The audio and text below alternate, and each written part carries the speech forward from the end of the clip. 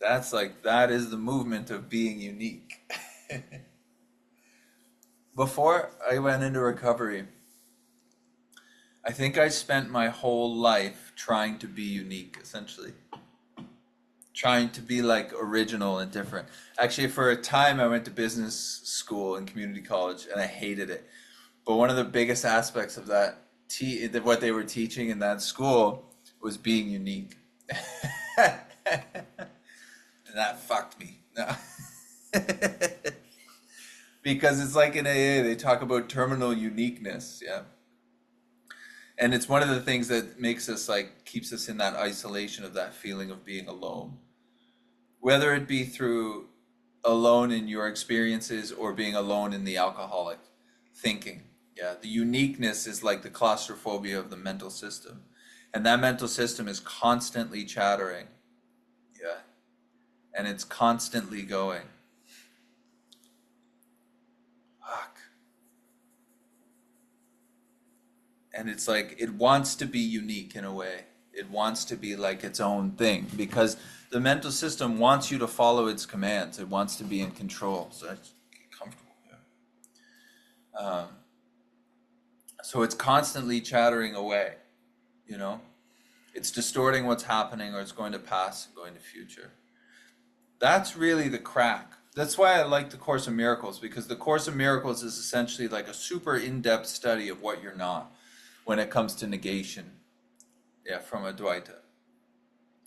It's really a look at all the different angles that the head looks through. You know, you see only the past. Nothing has meaning. You're giving all the meaning that it has. When it says you, it's not talking about you. It's talking about the head, self. Yeah. And that's why I think that course is so valuable, is because it's like an in-depth look at that mental system.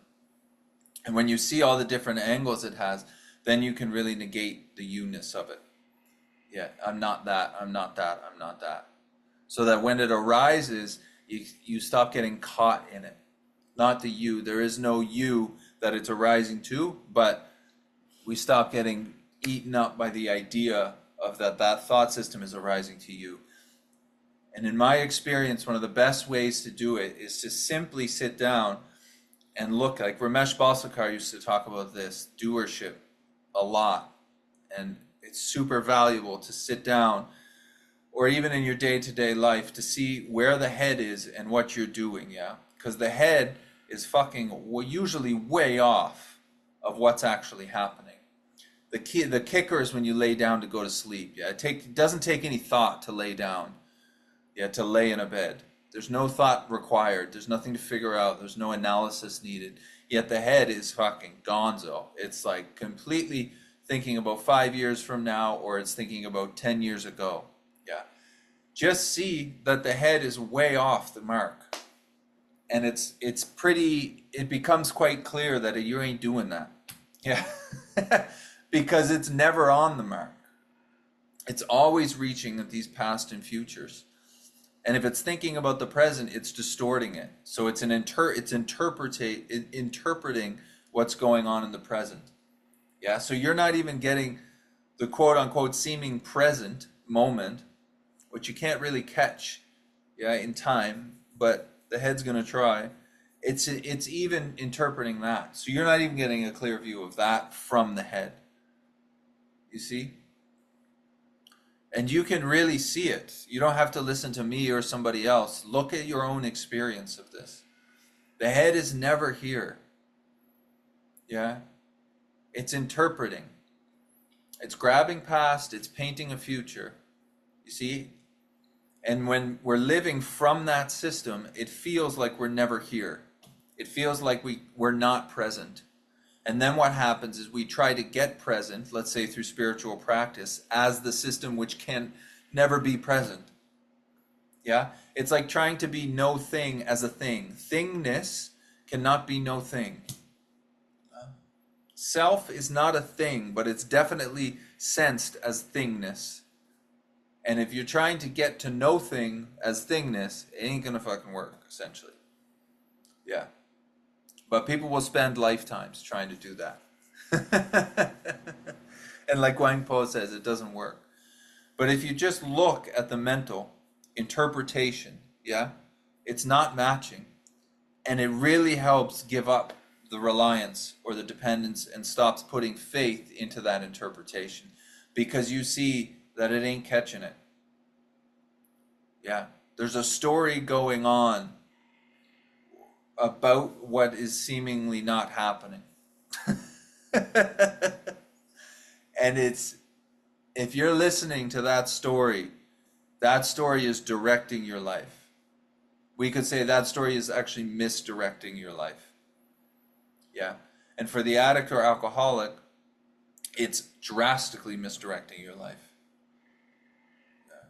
Now, that story of self, that story of the mental system, the real killer is that it's always about you. Yeah. The head is always thinking about itself. Self is self-centered. It's a self-centered system. Yeah. So then somebody might go, well, I'm thinking about other people. You're thinking about other people in relation to what? You. You see? And that is fucking exhausting. That gets really crazy. I mean, that is the driver of depression in my sense. Is the head is always thinking, it's never thinking about what's happening, but it's always thinking about you. And that is like super exhausting, man. And if you're listening to that loop, it turns into a real fast spinning loop. You know? You do know because you know, we're not that different when it comes to the head. Because it's not that unique. Yeah? The head is like spinning in its own sphere, and it thinks it's the only thing in that atmosphere, yeah? And it thinks in that way.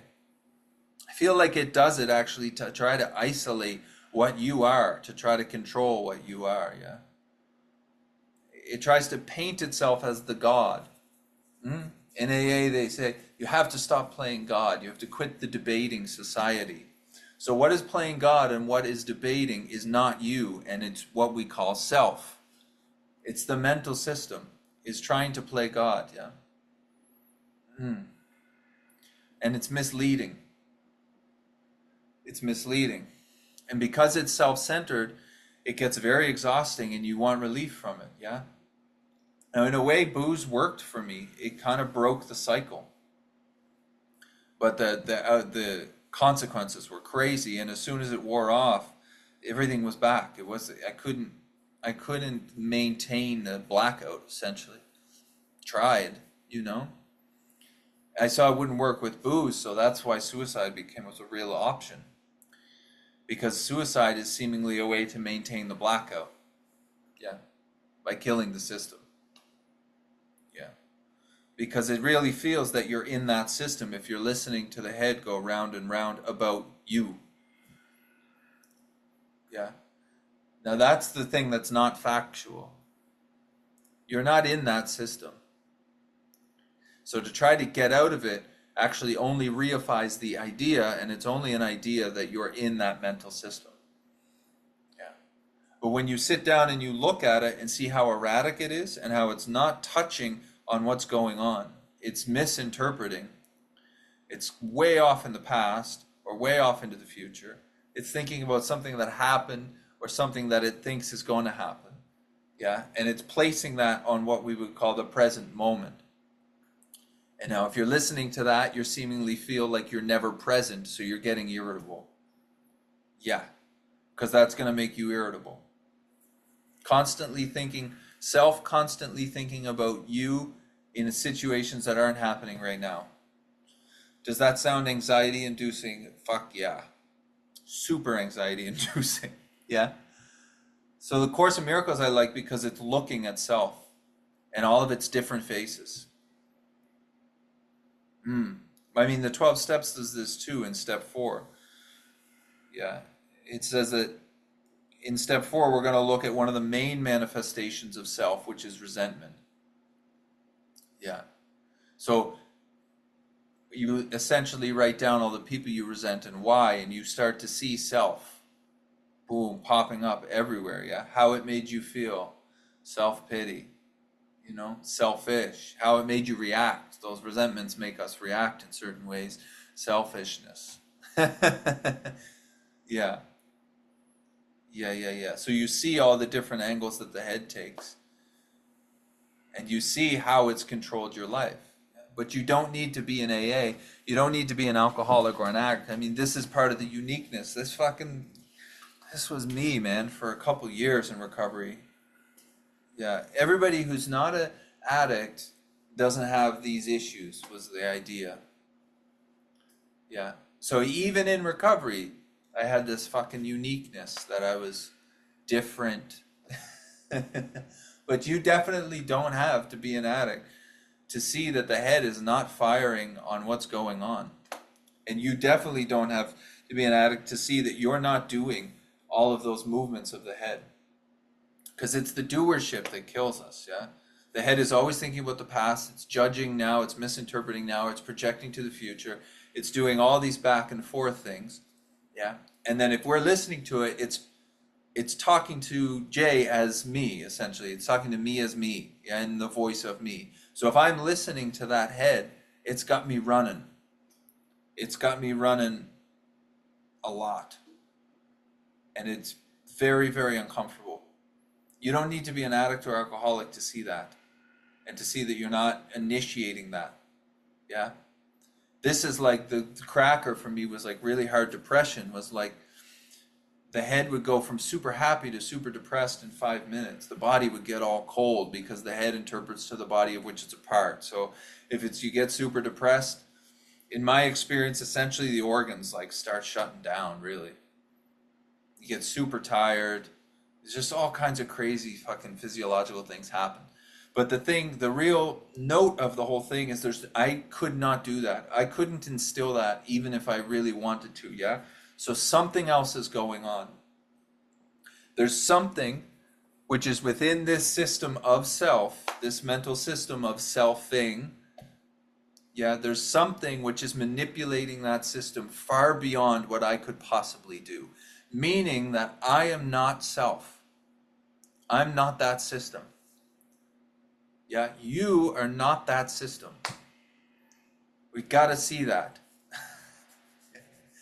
Because if there's any compromising with the idea that you are the mental system, it's going to control you. I'm telling you, it's so powerful. It's got so many tricks. And it talks to you as you. Yeah? So if there's ideas that it ain't all of you, those ideas, it takes over, essentially, because it's so powerful, man. It's too, like, finicky. So when you really look at it, when you're walking down the street and you're thinking about yesterday, you see it right there. Boom. Yeah?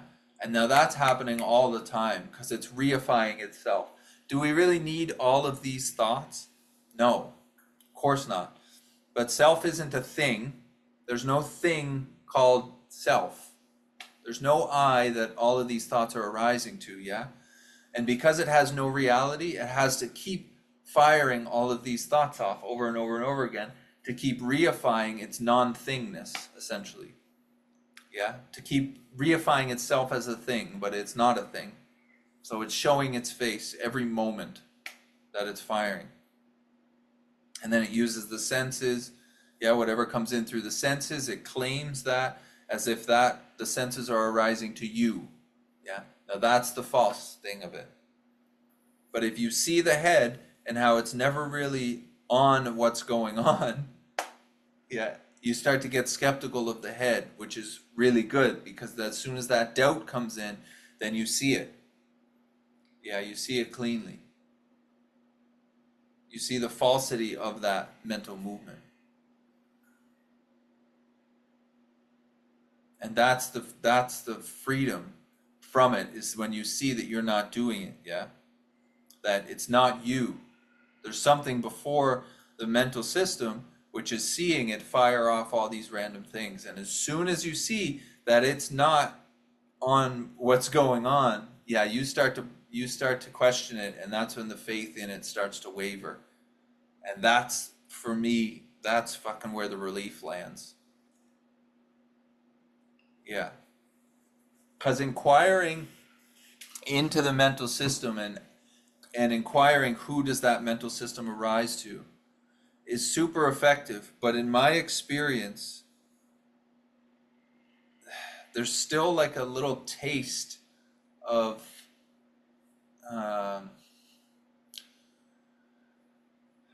there's still like a little bit of a lack of doubt in the mental system. So there's still some trust there for some reason. And it's not even that you want that trust to be there. This is just my experience with it. But the stuff from Ramesh where he says, like, think back on an activity of your life, like a choice that you made in the day, like where to eat dinner, yeah? And really look at if you actually made that choice, or if it was a predetermined choice because of past information that the brain had, essentially. And when I was traveling in Vietnam at one point, and every night I was going out for dinner somewhere, yeah? And I kept going to the same place. And I sat down one night and I looked at that, and I thought about that whole play out of when I got hungry and when I knew I was going to go eat, and then the decision to go eat, yeah? And I saw it. You can see it. The decision essentially is being made for you, and the head interprets to the body of which it's a part. Decisions made, the body goes. You're not doing it. Not only are you not doing it, nobody's doing it. Yeah. This is the thing. This mental system is not that unique. It's not unique at all, really. It's program, and everybody has their own program running. Yeah. And none of us are that. And we are all this awareness.